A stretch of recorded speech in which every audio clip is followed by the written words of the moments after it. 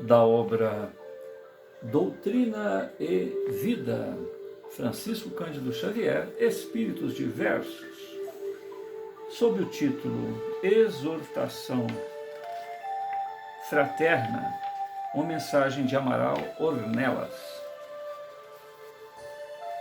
Servidores do bem. O Mestre nos conclama ao abençoado trabalho da luz, que abençoa e redime. Espalhai sobre a terra os dons do amor sublime, guardando a nossa fé por redentora flama. Contemplai a aflição em que a sombra se exprime. Assinalai a dor que desvaira e clama. Ide e auxiliai a vida onde a cegueira e a lama tecem o espinheiral da miséria e do crime. Ante o mundo que sofre em medonha procela, o Espiritismo é a luz consoladora e bela para a renovação do homem triste e inseguro. Que o serviço cristão em nós se eleve e brade, estendendo a beleza, a alegria e a bondade, e teremos com Cristo a ascensão do futuro. Amaral Ornelas. Amaral Ornelas novamente fala sobre Kardec no século XIX. Chora a terra infeliz, de peito aberto em chaga. A dúvida, o terror, a guerra, a guilhotina ainda espalham, gritando a treva que domina, e o suor da aflição que tudo atinge e alaga.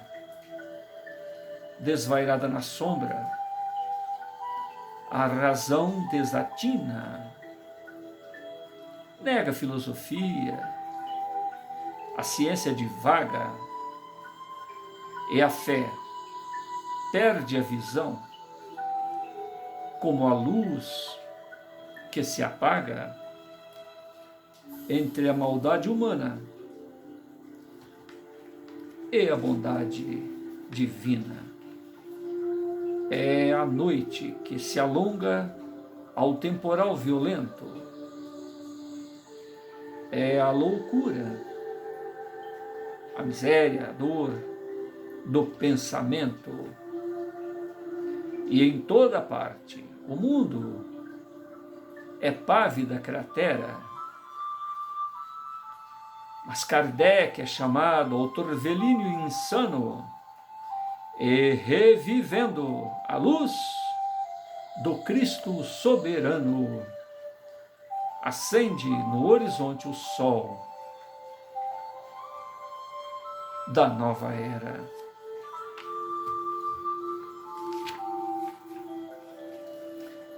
Uma outra mensagem endereçada aos médiuns, assinada por Bezerra de Menezes. Mediunidade com Jesus é serviço aos semelhantes. Desenvolver esse recurso é, sobretudo, aprender a servir Aqui alguém fala em nome dos espíritos desencarnados. Ali, um companheiro aplica energias curativas. Além, um cooperador ensina ao roteiro da verdade a colar. Outrem enxuga as lágrimas do próximo, semeando consolações. Entretanto, é o mesmo poder que opera em todos, é a divina inspiração do Cristo, dinamizada através de 1000 modos para reerguer-nos da condição de inferioridade ou para sanar-nos o sofrimento. E nessa movimentação bendita de socorro e esclarecimento, não se reclama os títulos convencionais do mundo, quaisquer que sejam, porque a mediunidade cristã em si não colide com nenhuma posição social, constituindo fonte do céu a derramar benefícios na terra por intermédio dos corações de boa vontade. Em razão disso, antes de qualquer sondagem das forças psíquicas, no sentido de se lhes apreciar o desdobramento, vale mais a consagração do trabalhador à caridade legítima, cujo exercício todas as realizações nobres da alma podem ser encontradas. Quem desejar a verdadeira felicidade há de improvisar a felicidade dos outros. Quem procure a consolação para encontrá-la deverá reconfortar os mais desditosos da humana experiência. Dar para receber, auxiliar para ser amparado, esclarecer para conquistar a sabedoria e devotar-se ao bem do próximo, para alcançar a bênção do amor. Eis a lei que impera igualmente no campo mediúnico, sem cuja observação o colaborador da nova revelação não atravessa os pórticos rudimentares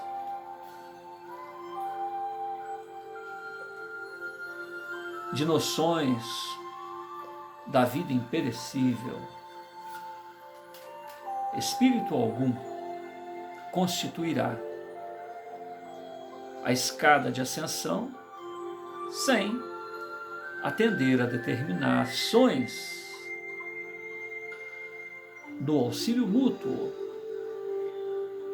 Neste terreno, há muito que fazer nos círculos da doutrina cristã rediviva,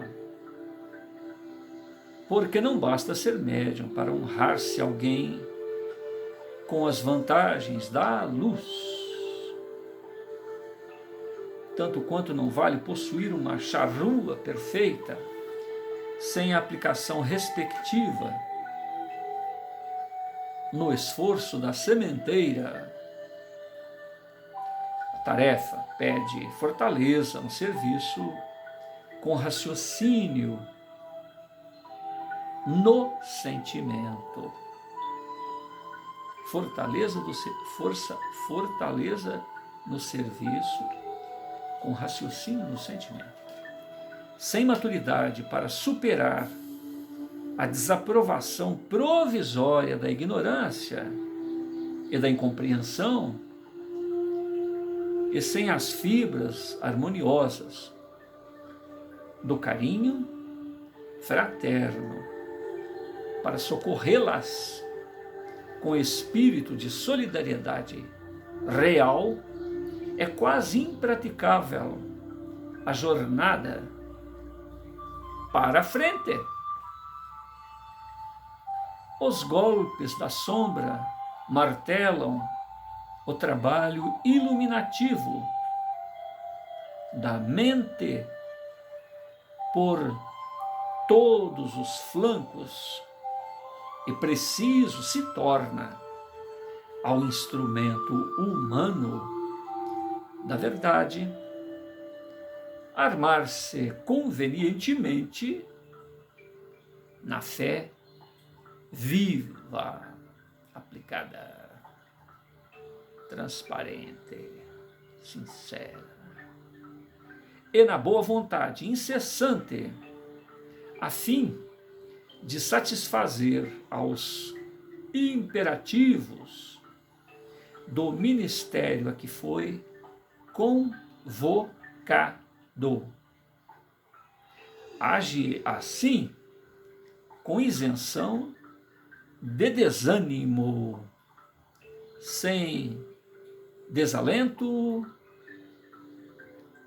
e sem inquietação em teu apostolado de esclarecer e auxiliar. Estende as tuas mãos sobre os doentes que te busquem o concurso de irmão dos infortunados, na certeza de que o Senhor é o manancial de todas as bênçãos. O lavrador semeia, no entanto, é a bondade divina que faz desabrochar a flor e preparar-se o fruto. Indispensável marchar de alma erguida para o alto, vigiando, embora as serpes e espinhos que povoam o chão. Diversos amigos se revelam interessados em tua tarefa de fraternidade e luz, e não seria justo que a hesitação te paralisasse os impulsos mais nobres, tão somente porque a opinião do mundo te não entende os propósitos nem os objetivos da esfera espiritual de maneira imediata. Não importa que o tempo seja humilde e que os mensageiros compareçam na túnica extremada de simplicidade. O Mestre Divino ensinava a verdade à frente de um lago e costumava administrar os dons celestes sob um teto emprestado. Além disso, encontrou os companheiros mais abnegados e fiéis entre pescadores anônimos, integrados na vida singela da natureza. Não te apoquentes e segue com serenidade. Claro está que ainda não temos seguidores leais do Senhor sem a cruz do sacrifício. A mediunidade é um madeiro de espinhos dilacerantes, mas com o avanço da subida, Calvário acima, os acúleos se transformam em flores e os braços da cruz se transformam em asas de luz, para que a alma livre na imortalidade. Não desprezes a oportunidade de servir e prossegue de esperança robusta. Não desprezes a oportunidade de servir e prossegue de esperança robusta. A estância física é uma estrada breve. Aproveitamo-la sempre que possível na sementeira do bem. Em suma, ser médium no roteiro cristão é doar de si mesmo, em nome do Mestre. E foi Ele, o Mestre, que nos descerrou a realidade de que somente alcançam a vida verdadeira aqueles que sabem perder a existência em favor de todos os que se constituem seus tutelados e filhos de Deus na terra. Segue para adiante, amando e servindo. Não nos deve preocupar a ausência de alheia cooperação. Antes de cogitarmos do problema de sermos amados, busquemos amar, conforme o inesquecível orientador que nos observou: amai-vos uns aos outros, tal qual eu vos amei. Bezerra de Menezes. A passagem de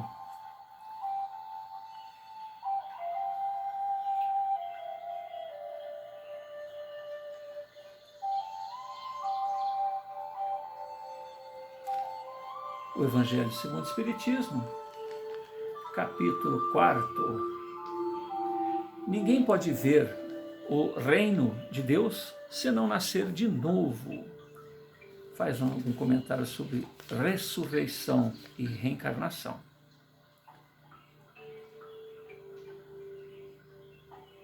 Se o princípio da reencarnação expresso em São João podia, a rigor, ser interpretado num sentido puramente místico, não poderia suceder o mesmo nesta passagem de São Mateus, que é inequívoca. Ele é ele mesmo, o Elias que deve vir. Não há aí nem figura, nem alegoria, é uma afirmação positiva. Desde o tempo de João Batista até o presente, o reino de Deus é tomado pela violência. O que significam essas palavras, uma vez que João Batista vivia ainda naquele momento? Jesus as explica dizendo: se quereis compreender o que vos disse, é ele mesmo, o Elias, que deve vir. Ora, João não sendo outro senão Elias, Jesus fez alusão ao tempo em que João vivia com o nome de Elias. Até o presente, o reino dos céus é tomado pela violência. É uma outra alusão à violência da lei mosaica que ordenava o extermínio dos infiéis para ganhar a terra prometida, o paraíso dos hebreus, enquanto que o segundo, a nova lei, o céu se ganha pela caridade e pela doçura. Depois ele ajunta: ouçam quem tem ouvidos para ouvir. Essas palavras são tão frequentemente repetidas por Jesus, dizem claramente que todo o mundo não estava em condições de compreender certas verdades. Aqueles que de vosso povo que se tenham feito morrer, viverão de novo. Aqueles que estavam mortos ao redor de mim ressuscitarão. Despertai do vosso sono e cantai os louvores de Deus, vós que habitais na poeira, porque o orvalho que cai sobre vós é um orvalho de luz, e porque arruinareis a terra e o reino dos gigantes. Isaías capítulo 26, versículo 19. Essa passagem de Isaías também é bem explicativa. Aquele de vosso povo que se tenha feito morrer, viverão de novo. Se o profeta pretendesse falar da vida espiritual, se quisesse dizer que aqueles que se tenham feito morrer não estavam mortos em espírito, ele teria dito: vivem ainda e não viverão de novo. No sentido espiritual, essas palavras seriam um contrassenso, uma vez que implicariam em uma interrupção na vida da alma, no sentido de regeneração moral. Elas seriam a negação das penas eternas, uma vez que estabelecem em princípio que todos aqueles que estão mortos viverão. Mas quando o homem está morto, uma vez que seu corpo separado do seu espírito está consumado, em vez que se torna ele, o homem estando morto uma vez, poderia reviver de novo nesta guerra em que me encontro todos os dias da minha vida. Espero que minha transformação chegue. Isso está em Job, capítulo 14, versículos 10, 14, tradução de Le Maistre de Saci. Quando o homem morre, perde a sua força e expira. Depois, onde está ele? Se o homem morre, reviverá? Esperarei todos os dias do meu combate até aquele em que me chegue alguma transformação. Idem, tradução protestante de Osterwald. Quando o homem está morto, ele vive sempre. Terminando os dias de minha existência terrestre, esperarei, porque a ela voltarei de novo. Idem, versão da Igreja Grega. O princípio da pluralidade das existências está claramente expresso nessas três versões. Não se pode supor que Job tenha querido falar da regeneração pela água do batismo, que certamente ele não conhecia. O homem está morto uma vez, poderia reviver de novo. A ideia de morrer uma vez e reviver implica que o morrer e o reviver várias vezes. A versão da Igreja Grega é ainda mais explícita, se isso é possível.